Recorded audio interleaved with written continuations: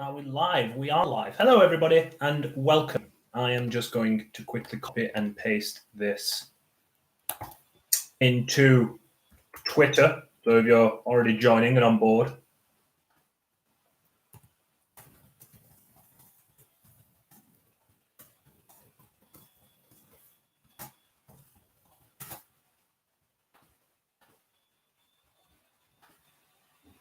hello, everybody.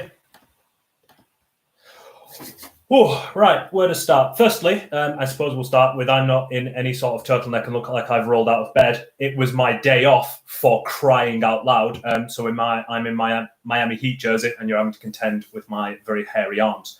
So Phillip Cocu and his staff of Twan Scheepers and Chris van der Weerden have left Derby after 15 months in charge. Statement said it was by mutual agreement.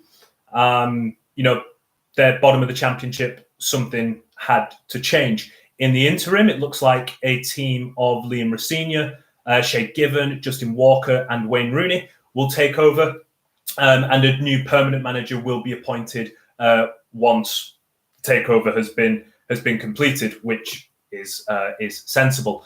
I think when you assess Philip's tenure as a whole, you look at the numbers, 57, this is in the league, 57 games, 18 wins, 16 draws, 23 losses. It isn't great, 18 wins and some of the draws and some of the losses, the manner of those aren't good either. I mean, when you look at last season and you look at some of the losses that occurred last season, you 3-0 away to Charlton, 3-0 away to Brentford, 3-0 away to Fulham, 3-0 away to Reading. They were defeats that you looked at and thought they were bad performances in a bubble and in isolation.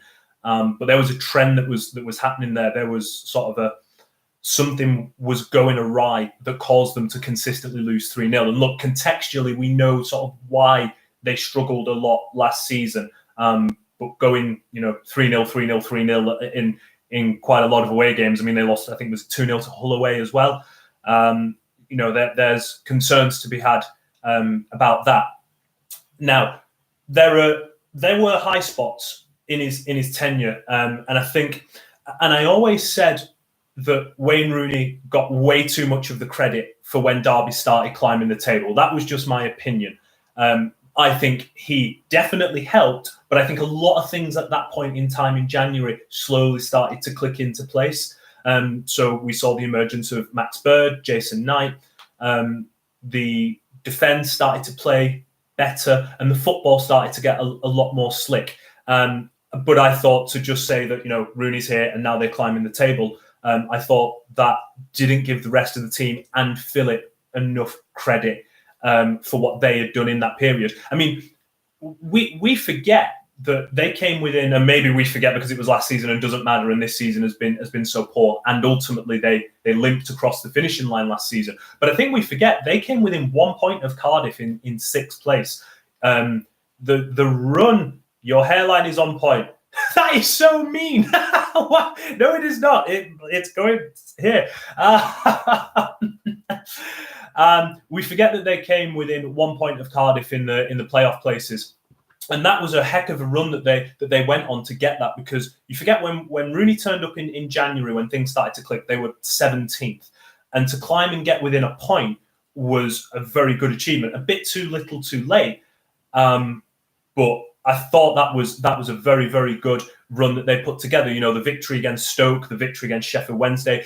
And post-lockdown, they grinded out some early ugly results against Reading and Millwall. They sort of got to a 3-0 and then ended up grinding that result out, and Preston North End as well.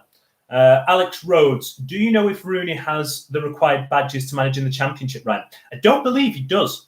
I believe if he was to take charge, he would need an experienced number two, as it were, because I don't believe he has all the requisite qualifications. Now, I may be wrong, but as I understand it, I don't think he does.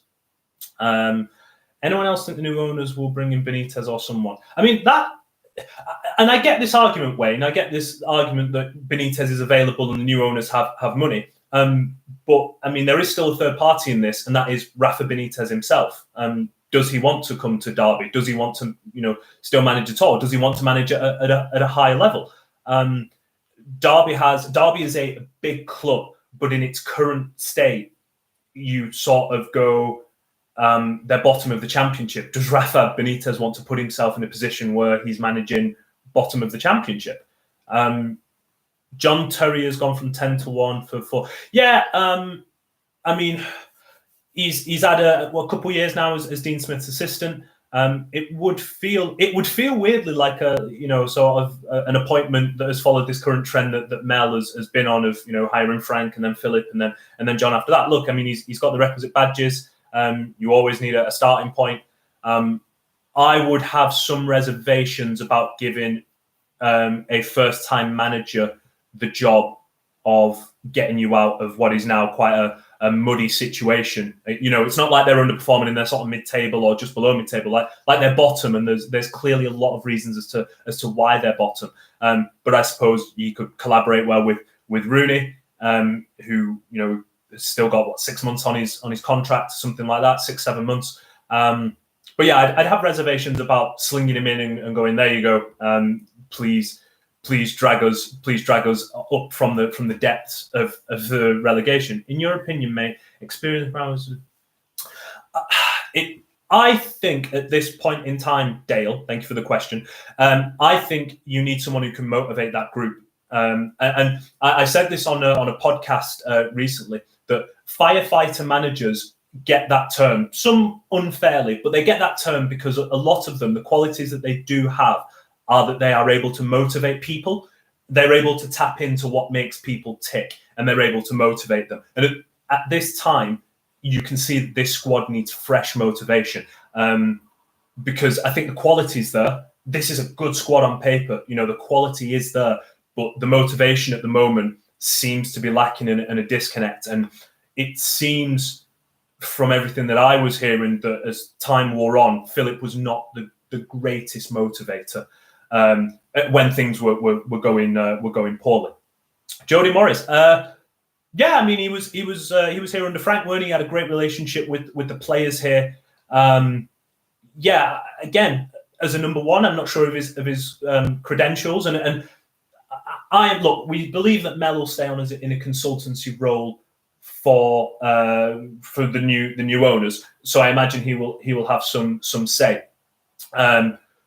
As a number one, I'm maybe not so sure. Eddie Howe's an interesting one, and I'll tell you why. Because I believe actually that he is looking to go back into the Premier League. The part of the reason why he left Bournemouth was that they were no longer in the Premier League, but also part of it is he was knackered. Like, he needs a break. It's okay saying, "Oh, Eddie Howe's out there, let's go get him." What if he don't want to come? Like, you always have to assess. We're gonna get rid of this guy. We're gonna get rid of this guy. Remove. MB wave it. You out of here. Sorry, where was we? Yes, Eddie Howe is an interesting one because also his football at times got pretty direct with Bournemouth, and they couldn't defend in the end. And also you're looking at someone in Jordan Ibe who has just turned up at Derby, and we believe that he and Eddie Howe do not get on. So that is interesting. But again, he looks shattered, or he looked shattered at the end of Bournemouth's Premier League season when they went down. He just looked like he wanted to go away. With the right manager, is promotion still on, even with being so far off already? What's the gap? Is it about 13 points? I think the gap is 13 points. I mean, it's unlikely, but all you want, Harry, in football is hope. If you get the right manager in and things start to click and you can get, 8, 9, 10 wins, thank you. And you can get 8, 9, 10 wins, or 8, 9, 10 unbeaten, sorry.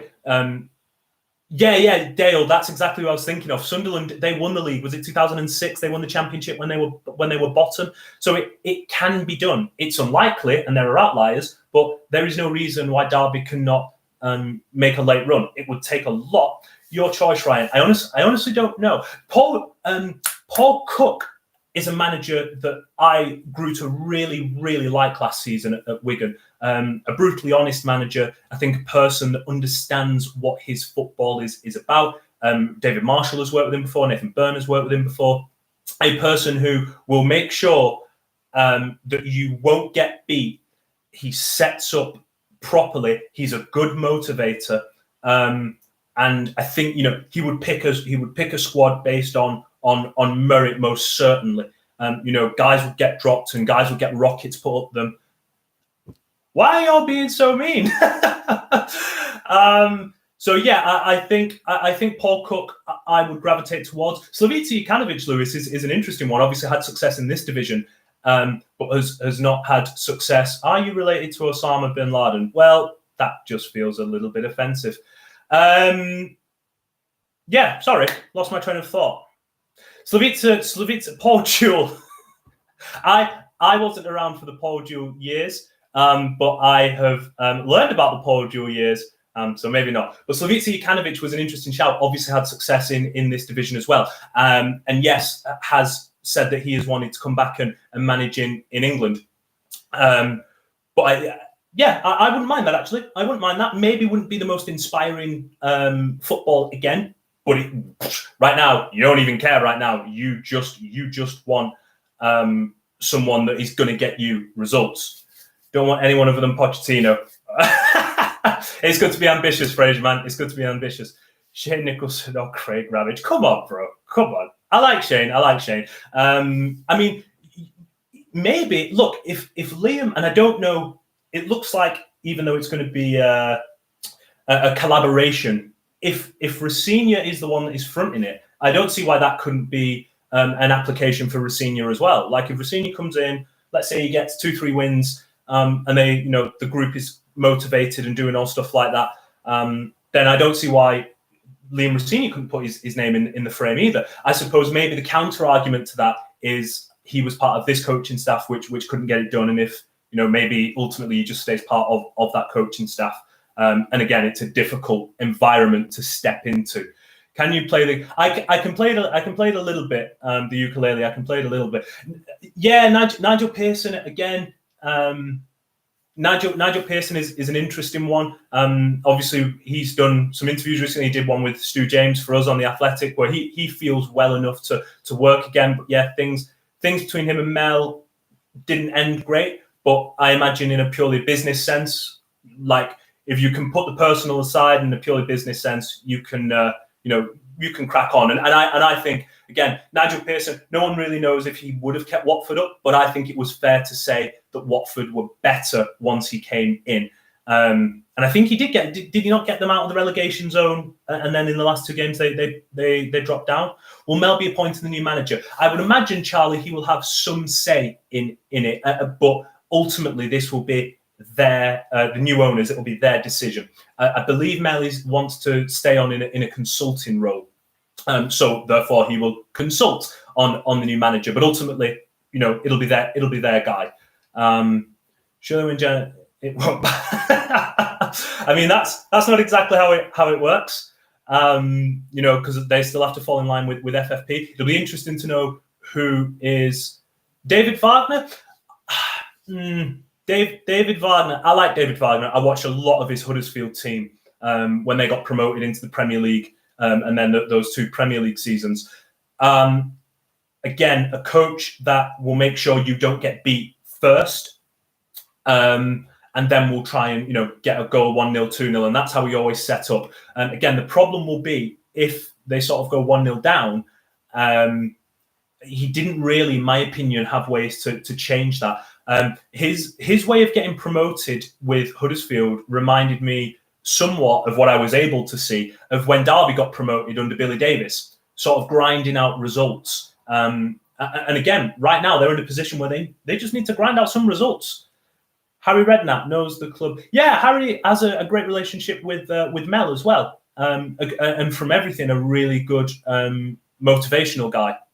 I'm not sure. He's been out of management for a while now, so I'm not sure if that's an avenue he wants to pursue, or maybe he's done with that now. But I suppose management, you never say never. And I imagine someone like Harry could be a guy that you'd say, look, let's bring you in on a short-term basis, and then at the end of the season, we're going to reset this thing, fresh season, first full season with new owners at the helm. We're going to kick reboot on this thing and let's go. Do we want to keep the philosophy or have a complete change? That's a good question, Tom. And it's an interesting one because obviously new ownership is coming. So with that, I imagine some of the philosophy might change. It'll be interesting to see how the academy is used. It'll be interesting to see if, I know a director of football, would you be, I'll answer that in a minute, Harry. It'll be interesting to see if a director of football is something that they, the route that they go down or something like that. So yeah, that is an interesting question. And again, it's all this sort of limbo, isn't it? When a takeover's happening and a changing of hands is going on, because you don't know what this party's ideology and philosophy and outlook on football will be, until they're here. Harry, would you be happy with Mac Ryan?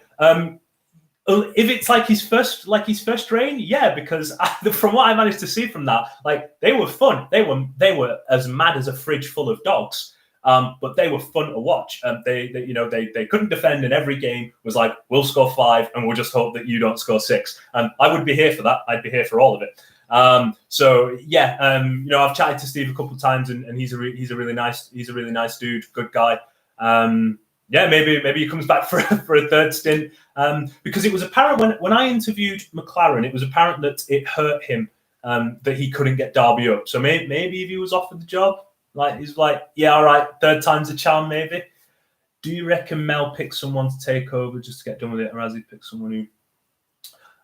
It's difficult, Nick. It's difficult to say. Mel had always said that he would only sell if it was right for the club as well. Because we've seen so many takeovers that you sell to someone and then the club just gets asset stripped and all this rubbish. Look, I always think. Mel is not a perfect owner, but I always think for better or for worse, he does what he believes is truly best for Derby County Football Club, because he himself is a Derby boy and he's a Derby fan. So I always believe that that's the case. You just have to hope that it is. I don't know if anyone read my piece on the UAE human rights thing that I did, where I spoke to a couple of human rights experts around this and said, look, if this guy's buying with his own personal money, it's not really a human rights issue. So at least that is much more comforting and much more palatable, and we can say, like, yeah, cool, we can part that over there. In terms of what the values are and what they will want and share, this is it with all takeovers. You just have to cross your fingers, hope and pray. You guys and girls that were around when Mel took the club over, I imagine you had the same questions as well. Is he going to have this same ideology? Is he going to want to do this and to do that? At the end of the day, you just have to cross your fingers and hope that, yes, it is. Any more? Feels far too soon in this season to write it off, surely. Yeah, Daniel. Yeah, I mean, I agree. But I think when you're bottom, and it's a classic, it's a cliche, isn't it? A back to basics things. I think when you're bottom, the ultimate thing is to just start getting results. Yeah, you're right. There is lots of time. I think, what are we, 11 games in? So we're not yet a quarter of the way into a season.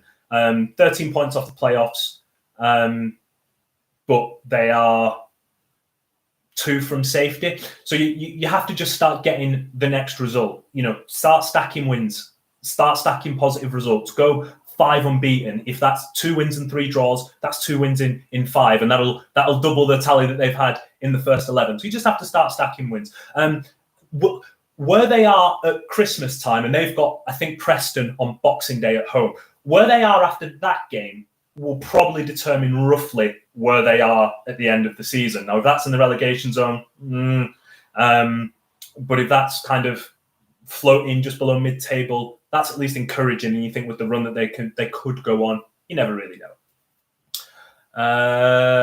Right, I think that. Do you think our market for a new manager will be based on unemployment due to FFP? See, Daniel, interestingly for me, from what I understand, is manager wages when you employ them don't count towards FFP. I think it's the payoff that counts towards it, because it's a loss.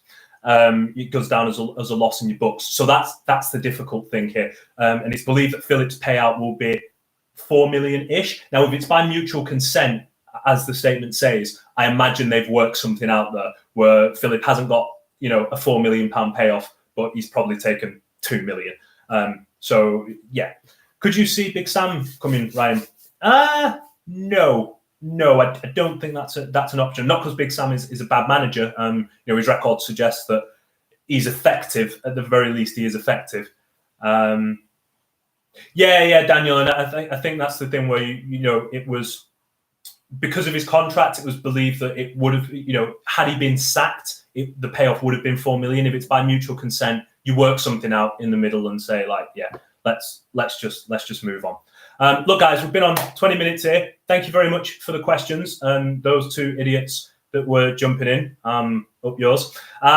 Look, let's keep smiling. They're back next weekend. They're back again next weekend. Let's keep smiling, stay positive. I hope you're staying happy and healthy. And if you're able to go to work, that's great. But please stay safe. If you're able to work from home like me, realize how lucky you are that you don't have to go out there at the minute, because no one has any idea what's going on. Take care of you and yours, and I'll speak to you soon. Bye, guys.